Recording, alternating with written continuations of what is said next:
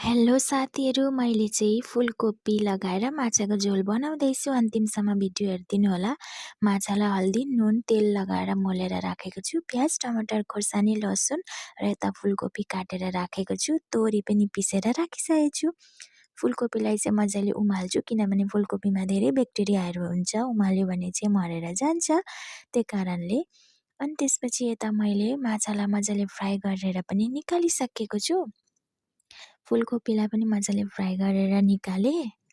जिरा पड्काएर चाहिँ प्याज, टमाटर, खोर्सानी, लसुनलाई पनि मजाले मैले भुट्दैछु र नुन, हल्दी, अलिकति जिराको ढुट्टो लगाएर मजाले भुट्छु म चाहिँ। त्यसपछि पिसेको तोरी लगाएर कतिको झोल खानुहुन्छ त्यही अनुसार पानी लगाएर चाहिँ उम्लेपछि फुलकोपी लगाएर मजाले चलाउँदैछु र माछालाई लगाएर पनि मजाले चलाउनुपर्छ। लास्टमा धनियाँ पत्ता लगाएर माछा पाकेर पनि रेडी भयो। हजुरहरूलाई को कोलाई मनपर्छ माछाको झोल कमेन्ट गर्नु है त।